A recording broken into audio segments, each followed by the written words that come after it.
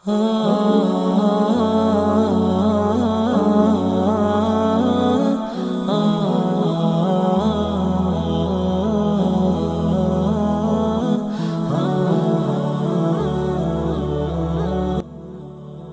yang subscribe dilancarkan rezekinya, dan yang like serta komen dimudahkan segala urusannya. Bismillahirrahmanirrahim. Assalamualaikum warahmatullahi wabarakatuh. Syukur Alhamdulillah kita bisa berjumpa lagi di channel ini. Shalawat dan salam selalu, serta tetap tercurahkan kepada junjungan kita, Nabi besar Muhammad Shallallahu Alaihi Wasallam. Allahumma shalli ala Sayyidina Muhammad wa ala ali Sayyidina Muhammad. Harapan dan doa saya, semoga saudaraku semuanya selalu diberikan kesehatan, dilapangkan rezekinya, diampuni dosa-dosanya, dan dipanjangkan umurnya. Amin ya rabbal alamin. Sahabat beriman yang dirahmati Allah, jin merupakan salah satu makhluk Allah yang paling dekat dengan manusia. Jin juga memiliki keluarga dan mampu beranak pinak layaknya manusia. Begitu juga dalam hal makanan. Dari beberapa ayat Al-Quran dan hadis-hadis sahih dijelaskan bahwa jin juga membutuhkan makanan. Lalu, apa saja makanan yang disukai jin tersebut? Yang pertama adalah darah. Jin sangat menyukai darah, baik itu darah dari binatang yang disembelih tanpa menyebut nama Allah, maupun darah manusia yang disebabkan karena luka dan tidak menyebut nama Allah saat luka tersebut terjadi. Selain itu, darah haid dari kaum wanita juga sangat disukai oleh jin. Oleh karenanya, apabila wanita sedang haid, sangat dianjurkan untuk tidak membuang pembalut sembarangan, karena darah yang menempel pada pembalut bisa menjadi makanan bagi para jin. Hal ini bisa menyebabkan jin merasa tertarik kepada manusia, terutama kaum wanita. Oleh sebab itu, buanglah darah haid dengan membungkusnya menggunakan plastik, dan bacalah basmalah sebelum membuangnya ke tempat sampah. Yang kedua adalah kotoran. Seperti yang banyak dijelaskan dalam hadis, jin sangat menyukai tempat yang lembab dan kotor. Salah satunya adalah kamar mandi. Kamar mandi menjadi tempat para jin untuk menemukan makanannya, yakni kotoran-kotoran. Oleh sebab itu, Rasulullah Shallallahu Alaihi Wasallam menganjurkan kita untuk membaca doa terlebih dahulu sebelum masuk ke kamar mandi, atau setidaknya membaca basmalah. Masuklah menggunakan kaki kiri terlebih dahulu. Dari Abu Sa'id Al-Khudri radhiyallahu anhu berkata, bahwa Rasulullah Shallallahu Alaihi Wasallam pernah bersabda, tabir antara pandangan mata jin dengan aurat Bani Adam atau manusia adalah apabila seseorang melepas pakaiannya, dia membaca Bismillah. Hadis riwayat Ibnu Adi dan At-Tabrani. Begitu juga yang pernah diriwayatkan dari Abdullah bin Mas'ud radhiyallahu anhu. Rasulullah Shallallahu Alaihi Wasallam pernah bersabda, janganlah kalian beristinja atau membersihkan kotoran pada dubur dengan kotoran. Dan jangan pula dengan tulang, karena keduanya merupakan bekal bagi saudara kalian dari kalangan jin.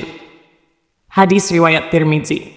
Oleh sebab itu, usahakan setiap kali kita hendak masuk ke kamar mandi, setidaknya kita membaca basmalah supaya aurat kita tidak terlihat oleh para jin yang menghuni kamar mandi. Yang ketiga adalah tulang. Jin juga sangat menyukai tulang sisa dari makanan kita. Oleh karena itu, apabila kita selesai makan daging atau ikan yang bertulang, sebaiknya tulang dari makanan tersebut langsung kita buang ke tempat sampah. Hindari membiarkan tulang tersebut berada di piring terlalu lama, karena hal tersebut bisa mengundang jin untuk menyantap makanan bersama kita. Dari Abu Hurairah radhiyallahu anhu, beliau pernah bercerita bahwa ia pernah membawakan kepada Nabi Shallallahu Alaihi Wasallam wadah berisi air wudhu dan untuk beristinja. Ketika membawanya, Nabi Shallallahu Alaihi Wasallam bertanya, halo, siapa ini? Lalu dijawab, saya Abu Hurairah.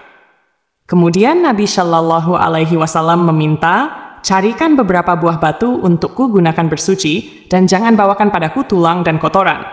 Abu Hurairah berkata, kemudian aku mendatangi beliau dengan membawakan beberapa buah batu dengan ujung bajuku, hingga aku meletakkannya di samping beliau, dan aku berlalu pergi. Kemudian beliau selesai buang hajat, aku pun menghampiri beliau dan bertanya, ada apa dengan tulang dan kotoran? Beliau bersabda, tulang dan kotoran merupakan makanan jin. Keduanya telah dimohonkan kepada Allah oleh jin sebagai bekal makanan mereka. Aku pernah didatangi rombongan utusan jin dari daerah Nasibin, dan mereka adalah sebaik-baiknya jin. Mereka meminta bekal kepada aku, lalu aku berdoa kepada Allah untuk mereka, agar setiap kali mereka melewati tulang dan kotoran, mereka mendapatkan makanan padanya. bangkai dan hewan disembelih tanpa menyebut nama Allah. Indera penciuman manusia sangatlah sensitif terhadap bau bangkai. Bahkan bagi yang tidak tahan, bau tersebut bisa membuat kita mual atau kehilangan selera makan.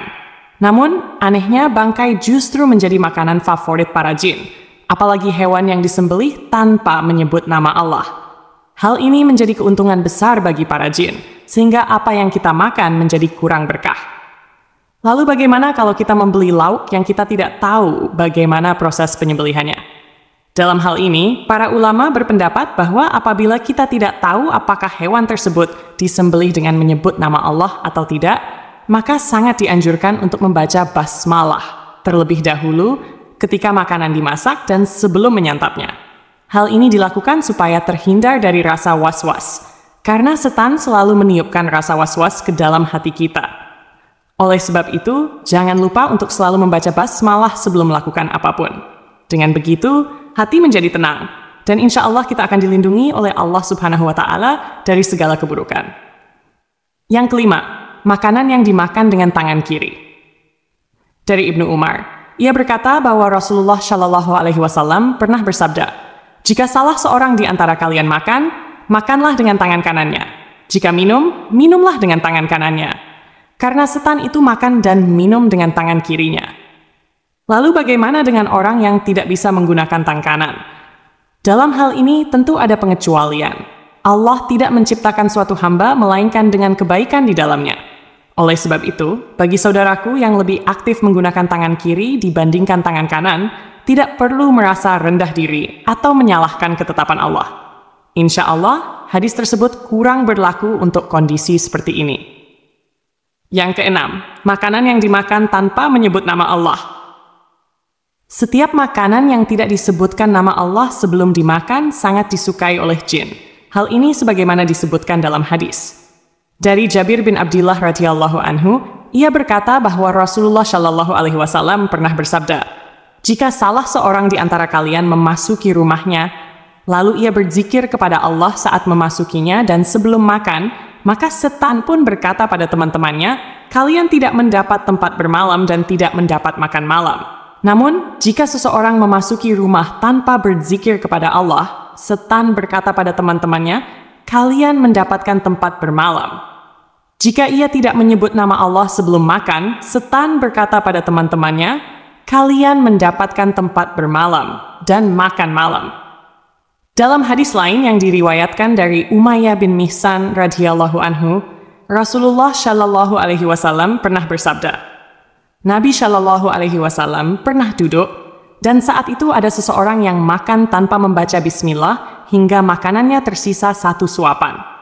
Ketika ia mengangkat suapan tersebut ke mulutnya, ia mengucapkan bismillah, awalahu wa akhirahu, dengan nama Allah pada awal dan akhirnya. Melihat hal tersebut, Nabi Shallallahu Alaihi Wasallam tertawa dan beliau bersabda, setan terus makan bersamanya hingga ia menyebut nama Allah. Ketika itu, setan memuntahkan apa yang ada di perutnya. Hadis riwayat Ahmad dan Abu Daud.